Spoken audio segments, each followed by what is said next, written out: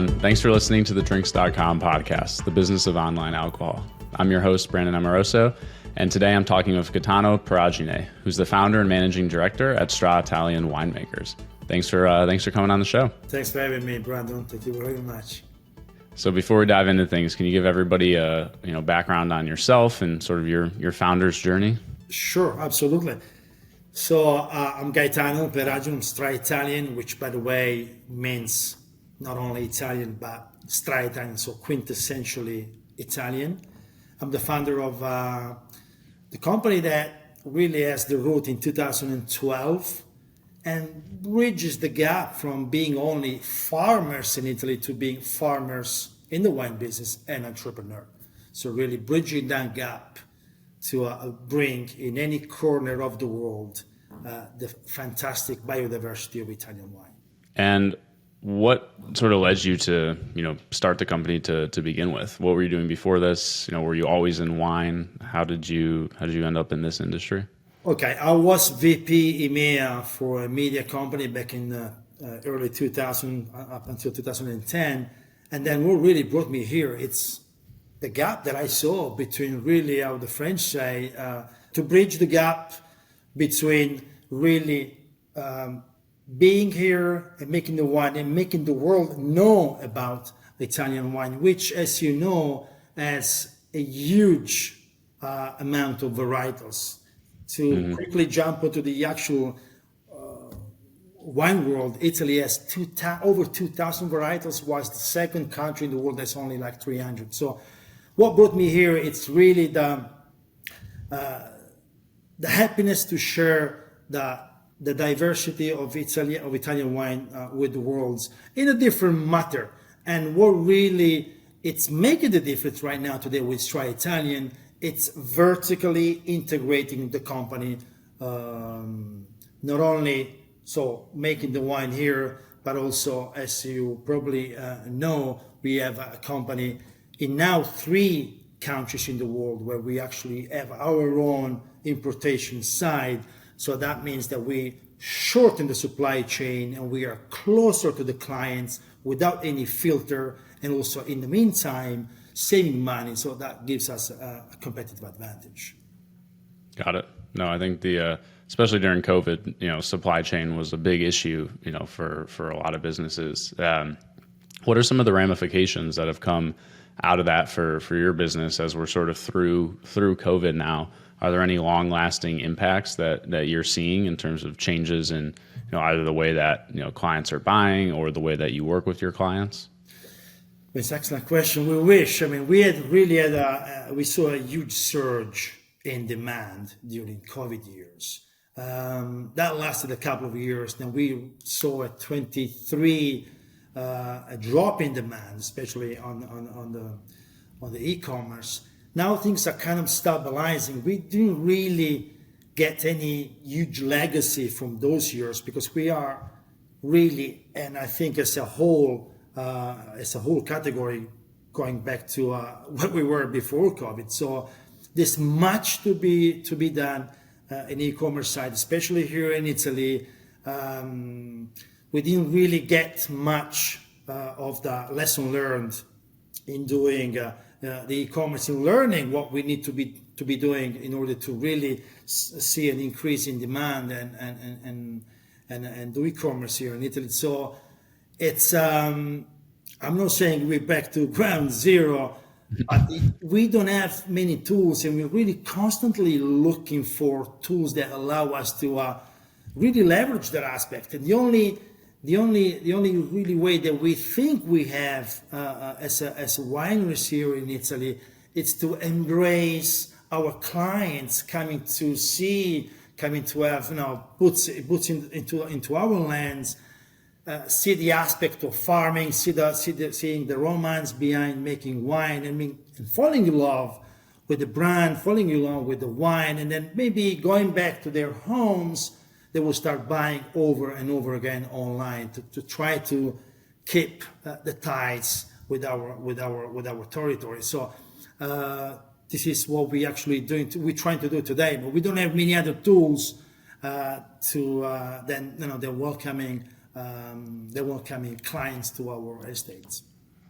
Yeah, I think one of the things that a lot of the brands that we work with in the U.S. are trying to do is bring that, in-person experience online.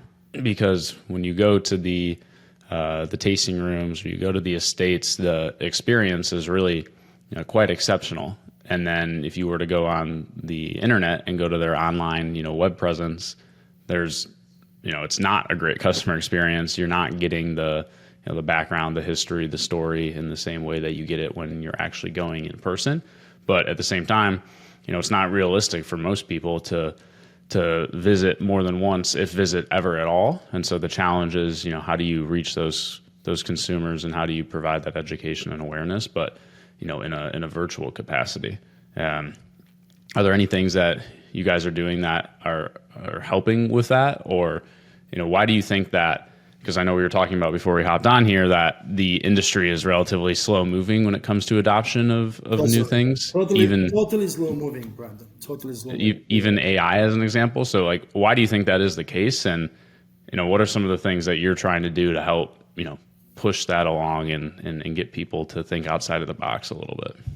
I mean, AI, I see really light years far away from the wine business today. And this is a shame, because we really need someone with, like yourself, to take us hand in hand and go to the next step. We don't know where we're going. We don't know what to do with AI. It's really something new to the world. And imagine how new is to the world of wine. And going back 1 second to what you just said, there's nothing like walking in a vineyard, like shaking hands and patting, in the back, and tasting wine and touching a 30 years old barrel that really can be matched with an online experience. Hey, see how my wine is great, and click here and buy it. But once I think we can actually draw and welcome clients into our estates, then the link it's made. Then after you meet them in real person, then the link it's made, and then yes, the e-commerce is a great tool to keep in touch with your clients. But I think as the kickoff must happen into the estate in order to really create that natural bond that it's between the land itself and the clients. Then the bond can be kept alive by e-commerce and by the added value of AI, which is, I think, a great tool. We just don't know how to use it in a smart way. We don't want to be too much far away from really being who we are, which are farmers really at the core of it. But AI smartly, I think it would be a great tool for us. We just need to know how to embrace it. Yeah, I think there's so many different applications, either from just a business operations and marketing standpoint, or even in the actual, I think, development of the product, whether it's the end juice itself or even the label creation, things like that. It'll be interesting to see how the next 5 years goes and what the adoption looks like. I think it'll probably vary from country to country as well. It seems like there's, certain countries that are, more mature when it comes to wine and production, which I would argue is actually one of them would be Italy. And then there's a lot of countries that are sort of new entrants or newcomers to the wine industry that will lag a little bit behind as well. But it'll be very interesting to see how and if companies are able to successfully, start to leverage it into their operations and processes. And I think, the way things are going, people will sort of be forced to, because it'll, sort of adapt or die in one sense, because there's a lot of competition coming up, at least in the US, with, alternative product offerings that are not wine necessarily for younger consumers. And, younger consumers today shop entirely differently than even millennials do, or, Gen X, et cetera. And, a big concern for a lot of the wineries here in the U.S. is having that aging customer base, and whether or not, this is a temporary, or, if it is something that's, more long lasting, and that younger generations just aren't going to be drinking as much wine as the previous ones were. Do you have any thoughts around whether you think that is sort of cyclical or, what is it, a format perspective? I've seen companies come out with like wine in a can or things like that. What are some of the ways that, you think wineries can connect with the younger generation more effectively? I think wine in a can have been on for quite a while, and I have never seen them really taking off. I don't think wine in a can will be the solution to make younger generation drink. We are an old sector, if this is a good word to use. To make younger generation drink, we really need to detach somehow, because one thing is making the wine, one thing is communicating the wine to the world, which are two different jobs. To give you a real life example, I still see on the back of a bottle the tasting notes, for instance, right? And they always talk about the same stuff over and over again. I don't know if have you ever felt butterscotch note into a wine? Have you ever felt, I don't know, red berry or whatever? I mean, some super experts, some sommelier might also have, but this is just a very, very reduced minority. The mass of consumers feels intimidated by tasting notes or even finding or be able to find those notes into the wine. So what I think we need to be doing in order to really reduce the gap here and making a younger generation drink wine, it's how about like switching from tasting note to feeling notes? So because we've done panel group in my company, we've done a couple of panel groups, and what we've actually seen that wine without tasting note have outsold wine with tasting notes. First of all. Second, it's the actual, when you tell your panel group, I felt, can you feel some apple there? I said, one raised his hand and said, apple? Sorry, I can't drink because I'm allergic to apples.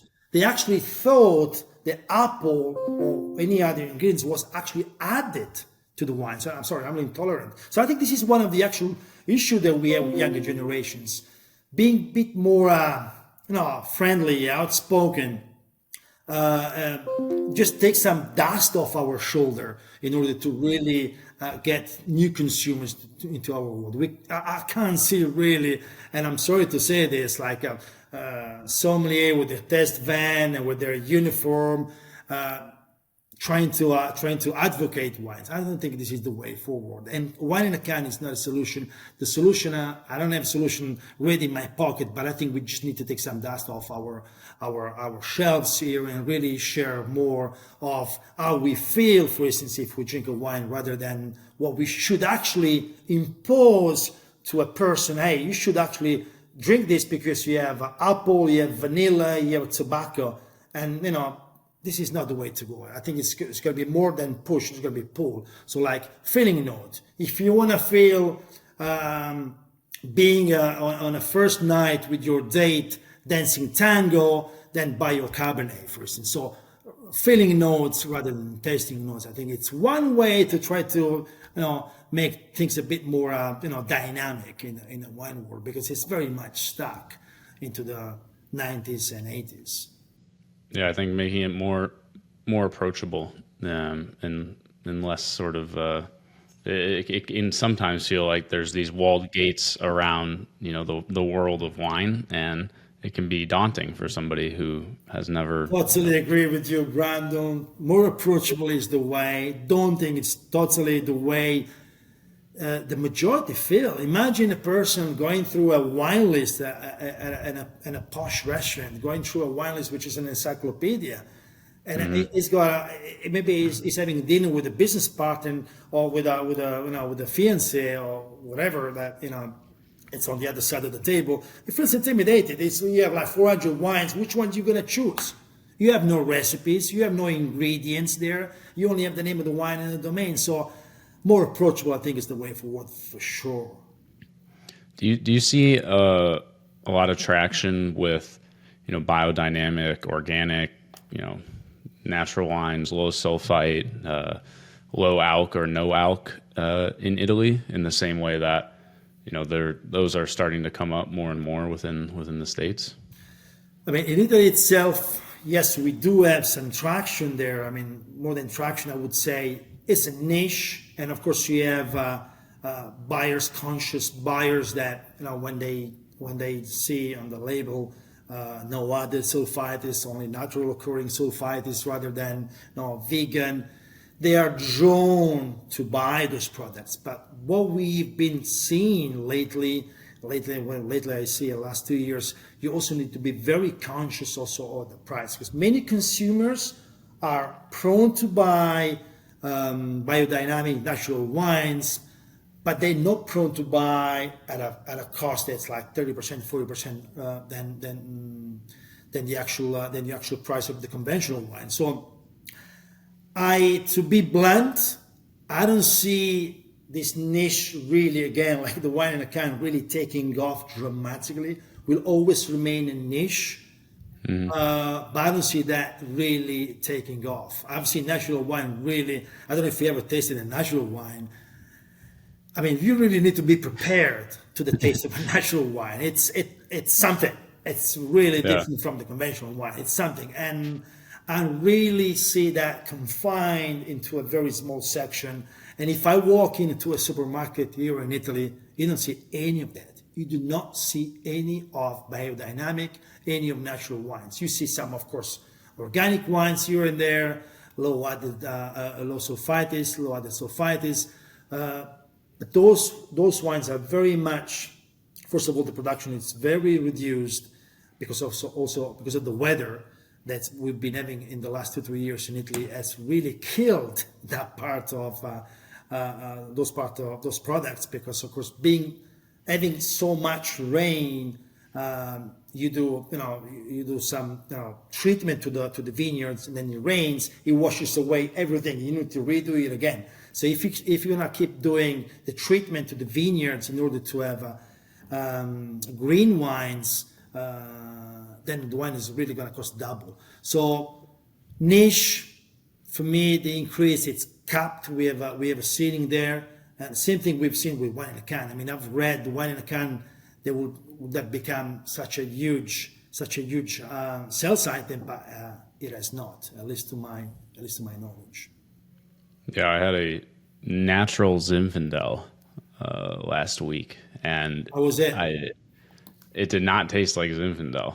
At least not the classic way. It wasn't bad necessarily, and I think it actually, the two people I was with actually really liked it, because they aren't wine drinkers and they're from the younger generation, and so I think it was less about the fact that it was natural and more about the flavor profile. Wow. And the fact that it just wasn't, it wasn't punching you in the face. It wasn't like very, over the top. You could see yourself just sort of as an easy drinking, substitute to even a cocktail or something. It wasn't overly complex. It seemed like it was easier for the group to understand and like wrap their head around what they were drinking and enjoying it, versus, something that had far more complexity. And the SOM, which I think is something that is both easier and more difficult with e-commerce to like explain what is in a wine and what you're getting, like the customer education component. But I do find it fascinating, the differences between, one SOM and the next in terms of the way that they present wines or the way that they're able to give like education. There's some that just don't care and they just like give you the wine. And there's others that are really involved and give you the full background and story and whatnot. And I think that is a component that lends itself well to e-commerce. And I know, you've done things in the past with, video content and stuff like that, and trying to bring some of that story online for customers, could potentially be a way to help reach some of those younger audiences.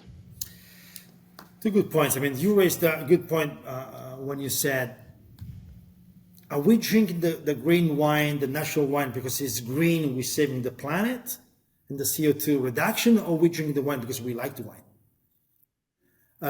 First point. Second point, what I think would really be of my use, and I think the use of many winemakers here in Italy, It's to find some really content pop that I've never seen, at least so far, that really explain the wine in a totally different manner. I would love to click on my buy button before I actually buy the wine. So click on the button and have a 12 seconds video, which really will just, if I close my eyes and I listen to this person and I see where she or he is, it's bringing me to the winery, wherever that winery is in the world. I haven't seen that content. I think that content there at 12 seconds, and I said 12, I mean actually very short video of a connoisseur, but actually do not talk to you as a connoisseur, a pop connoisseur. Help me out there with the English, Brandon. But what I mean, it's what a consumer really can take advantage of. It's okay, natural Zinfandel or the Susumaniello, which is it's not new, of course, it's one of the unknown gems here in Italy, Susumaniello, for instance. What is this about? In 12 seconds, I would love someone, I don't know, with a wooden table in the middle of a countryside there, explaining, squashing the grape with his hands, sharing the actual winemaking in like 5 seconds, explain to you what is the essence of the wine, how would you feel when you drink the wine, all in 10, 15 seconds. And I haven't seen any of that. What I've seen, it's the usual content. I'm the expert, I'm the winemaker. This wine, it's great. It's green news or whatever the color is, the taste, to the eye, to the nose. I haven't seen anything that really breaks the computer. Something that says, wow. I mean, I really, for 15 seconds, I felt I was there. And I know now what Susumaniello is.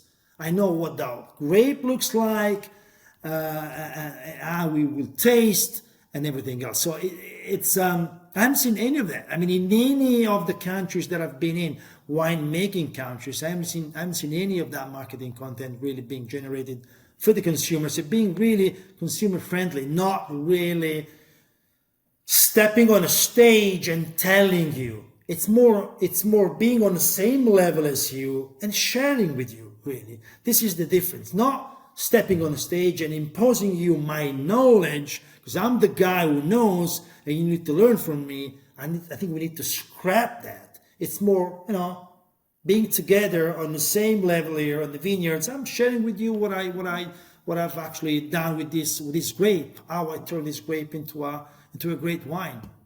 And then generate also curiosity there. Say, oh wow, I'm going to try this out. Otherwise, really, it's going to be like it's been so far. I'm going to just go and choose whatever I've chosen so far today. When you go to the supermarket, you have the wall of wine, right? Which one would you choose?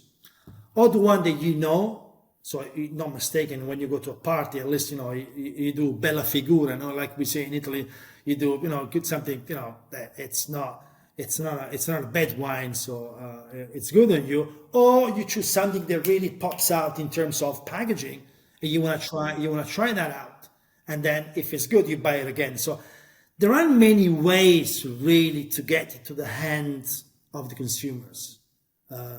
So it's about really breaking the wall of wine and making yourself known. And we don't have many ways. AI can certainly be of use. As we said at the beginning of the conversation, Brandon, we do not know how, but I think the whole country here, and I speak for myself, but I have many colleagues, and I guess they will think the same. We are longing to have someone to share and show us the way, how we can leverage that. We are totally in the dark. We don't want to pretend that we are, studying, analyzing, evaluating. We're totally in the dark. We are as prosaically, in the winemaking and making the best of our wine being known in the world. But AI can be a way. How AI can be a way, we just don't know today. Do you think all the regulation, helps or hinders the industry. I think overall, but also specific to Italy when it comes to some of the certifications like IGT, DOC, DOCG. Do you view that as like a net benefit or a net negative? This is another great question. I mean, we have 565 appellations in Italy, 565, which is way too many. And this is the result. This is the result of each area wanting its own DOC. Each area wanting its own IGT or DOCG, so to be featured on the label. I have found in the world that this is daunting to the consumers. It's confusing. It's more net negative than net positive for sure, because it needs to be explained. How do you explain to the world that we have 565 denominations when the rest of the world has like 1/3 of it? And not that it brings that much of a value to the consumer, because some areas are really one next to another, but they call different appellations. I don't think it hinders. I think we should simplify that, but there's no way we're going toward simplifying that regulations, because actually we're gonna be seeing more of those appellations, because as you know, we have 2,000 and more varietals, and the more we actually work the land, the more we have opportunities to come out with different blend and varietals. So I see more complications ahead, which to me brings confusion to the consumer. And again, AI could be a way to shed some more light on there and really making consumers understand better and why we have so many appellations, which is the result again. Yes, everyone wanting their own appellation, but also the result of having so many varieties as such a huge biodiversity. So, yeah, I think for e-com with AI, there's definitely an opportunity to help guide the buyer towards the right products and demystify some of it when it comes to like education. Imagine an AI sales assistant following you around on the internet, and you're sort of prompting it with, I'm looking to drink something that evokes a certain feeling, or I'm looking for something for a particular occasion, and then that distilling down the information for you in an easily digestible way, because you can even tell AI, hey, make this casual, or make this description I don't know, for somebody who has never really tried wine before or doesn't have that baseline like wine knowledge, and then allow that to craft messaging that will actually resonate with that particular customer, because it does differ too. I mean, there's certain people who are wine enthusiasts, and you don't want to sell wine to them in the same way that you would be selling wine to somebody who is trying it for the first time, and sort of like meeting people where they're at on their exploration journey of wine versus trying to force everybody into the same bucket. No, totally. I mean, this is a tool that I guess everyone will wish for to use in the short term, medium term. I mean, if I was a consumer from the right part of the world rather than the left part of the world, let's say I'm in South Dakota, and I wanna write to and I wanna ask AI saying, I want to be just like transported in the middle of Sardinia. I want to feel like it's June, it's aperitivo time. What kind of wine would I actually drink from this region? Wow, I'm prompted with a Cannonau, with a Bovale, with a Carignano del Sulcis, with a Vermentino DOCG, which will also pair it.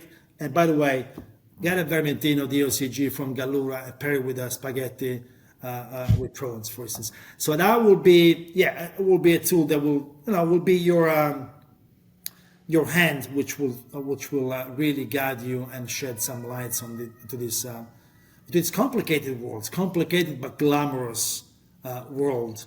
Glamorous in the sense of the beauty behind not glamorous in the sense that, you know, it's all starry, because of course the world of wine, it's also, you know, it's also sweat, it's also sacrifices, it's also full of worries.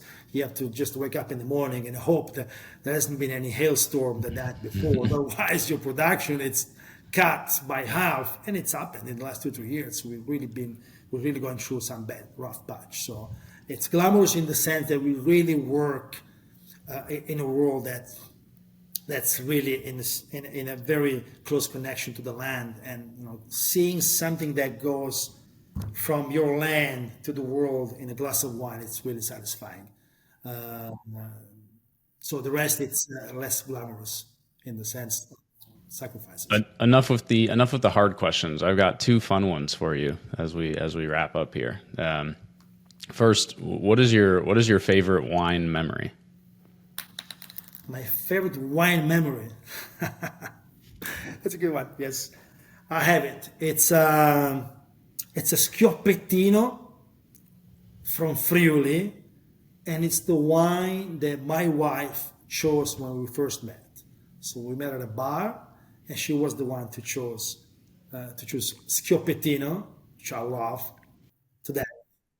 And it's a Schioppettino from Friuli. It's nowadays still today my favorite wine, which is linked to a memory. And yes, it's that first night out with my wife, Schioppettino, Friuli.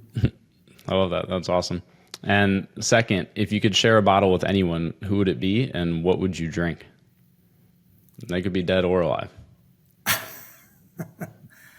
I would actually drink a glass of Primitivo, which is my second favorite wine, Primitivo of Manduria DOC, and I will share with Diego Armando Maradona, which has been the football player that's really shaped my childhood. So that would be something that would be more than interesting for me to do, even though I'm not a supporter from, you know, the city that he played for, which is Naples, but it's a romantic player that it's really it's an intriguing person as well. So yes. Got it. Well, thank you so much for joining me today and for sharing some of your insights. But before we hop, can you let everybody know where they could, you know, find you online and learn more about Straitalian? Yes, Straitalian, you can easily find on Instagram. We have the tag is Straitalian, simply on straitalian.com. So we'll be there to have any questions or any exchange that you might wanting to have with us. We're very happy to be there for you from now on. Awesome. Well, again, I appreciate you coming on. For everybody who's listening, as always, this is Brandon Amoroso, and you can find us at drinks.com. Thanks for listening, and we'll see you next time.